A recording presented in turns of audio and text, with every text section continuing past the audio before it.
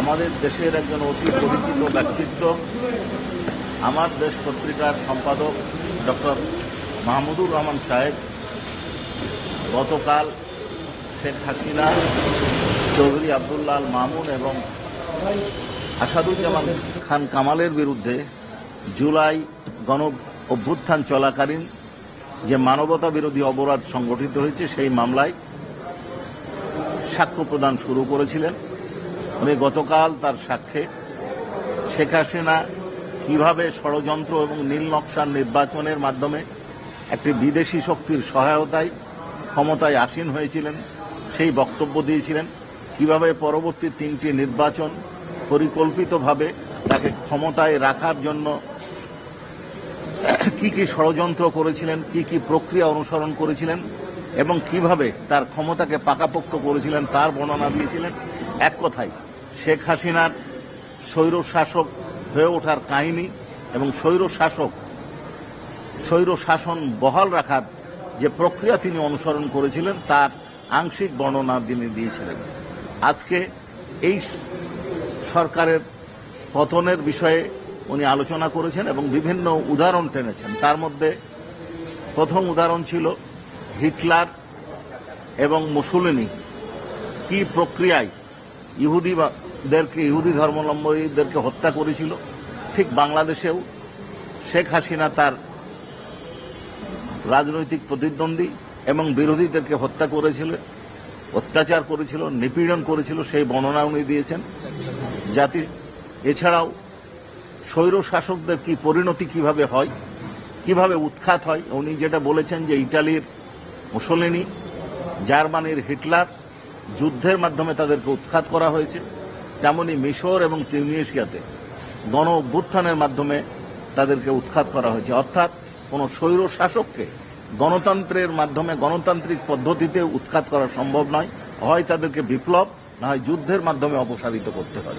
ঠিক সেই বর্ণনা দিয়েছেন এবং এই গণতান্ত্রিক জনগণের আকাঙ্ক্ষা বিপ্লবের মাধ্যমে এই সরকারকে উৎখাত করতে গিয়ে সরকারের পরিকল্পিত লেথাল উইপেন ব্যবহার অর্থাৎ গুলিবর্ষণের মাধ্যমে যে 1400-এরও বেশি মানুষ নিহত হয়েছে জাতিসংঘের রিপোর্টে যার উল্লেখ করেছে তার বর্ণনা দিয়েছেন এবং তিনি আরও বিভিন্ন সূত্রের বর্ণনা দিয়ে বলেছেন 20,000-এরও বেশি মানুষ অর্থাৎ আন্দোলনকারী এবং ছাত্র জনতা যে গুরুতরভাবে আহত হয়েছে এবং তার পরিণতি তাদের ফ্যামিলি ভোগ করছে, কষ্ট ভোগ করছে, সেই বর্ণনা দিয়েছে।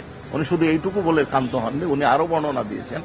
সেটা হচ্ছে যে এই জুলাই বিপ্লব চলাকালীন সময়ে যে শুধু মানবতা বিরোধী অপরাধ সংঘটিত হয়েছে তা নয়, তার 15 বছর এর স্বৈর শাসন আমলে কিভাবে বিরোধীদের ওপর অত্যাচার করা হয়েছে, কিভাবে নির্বাচনগুলো করা হয়েছে এবং এই কারণে অন্য সংস্থাগুলা, জাতিসংঘের আরও সংস্থা, মার্কিন স্টেট ডিপার্টমেন্ট এবং বিভিন্ন ইউরোপিয়ান ইউনিয়ন সহ আরও সংস্থা তাদের বিরুদ্ধে যে ব্যবস্থা গ্রহণ করেছে, যে প্রস্তাব পাশ করেছিলেন তার বর্ণনা দিয়েছেন এবং সর্বশেষে তিনি কামনা করেছেন, আকাঙ্ক্ষা পোষণ করেছেন যেহেতু এই সরকারকে জন আকাঙ্ক্ষার মাধ্যমে জনবিপ্লবের মাধ্যমে উৎখাত করা হয়েছে, দ্বিতীয় বিশ্বযুদ্ধের পর এমন হিটলার এবং মুসোলিনির আগমন যেন না ঘটে, নেভার এগেইন এই শব্দটা উনি ব্যবহার করেছেন 2 বার, অর্থাৎ বারবার আবার যেন এই শাসন ফিরে না আসে।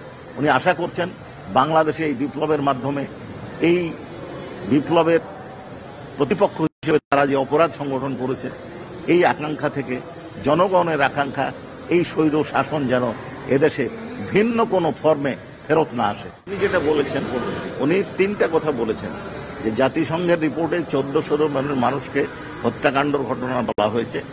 অন্তত বিভিন্ন রিপোর্ট থেকে উনি পেয়েছেন যে অন্তত 20,000-এরও বেশি মানুষ আন্দোলনকারী জখম হয়েছেন এবং তাদের যে পরিবার তারা যে শোক এবং কষ্টে আছেন, এই বিচারের মাধ্যমে যদি ন্যায় বিচার প্রতিষ্ঠা হয় তাদের শোক কিছুটা হলেও লাঘব হবে, এই প্রত্যাশা উনি করেছেন।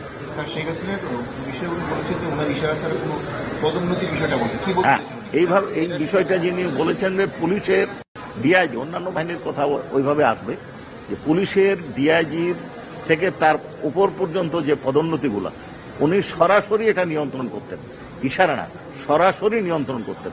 তিনি যাকে মনে করতেন তাকে ওই পদে পদোন্নতি দিতেন, যাকে মনে করতেন না তাকে দিতেন না, এই কথাটা বলেছেন। উনি নির্দেশের কথা বলছেন, উনি কমান্ড রেসপন্সিবিলিটি কি ব্যাখ্যা? কমান্ড রেসপন্সিবিলিটির ব্যাখ্যাটা করেছেন এই যে দেশে যে অপরাধ বা কোনো ঘটনা, অপরাধের পার্টিকুলারলি অপরাধটা বলেছেন, তার নির্দেশ ছাড়া হওয়া সম্ভব ছিল না।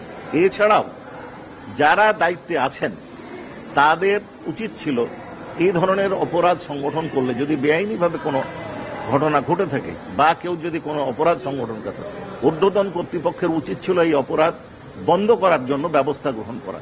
যারা দায়িত্বে ছিলেন তারা এই ব্যবস্থা নির্দেশ দিয়েছেন এবং অনেকে আবার ব্যবস্থাও গ্রহণ করেনি, যাদের এই এখতিয়ার ছিল তারাও এই ঘটনার জন্য দায়ী। জি, উনি ওনার হাজিরা আমরা দিয়েছি, ওনার আসার কথা, তবে এসেছেন না। উনি উপস্থিত হয়েছেন, একটু আগে গেলেন। তবে মনে হচ্ছে না যে আজকে জেরা শেষ হবে। যদি সে জেরা শেষ হয় তাহলে ওনার সাক্ষ্য গ্রহণ আমরা শুরু করব।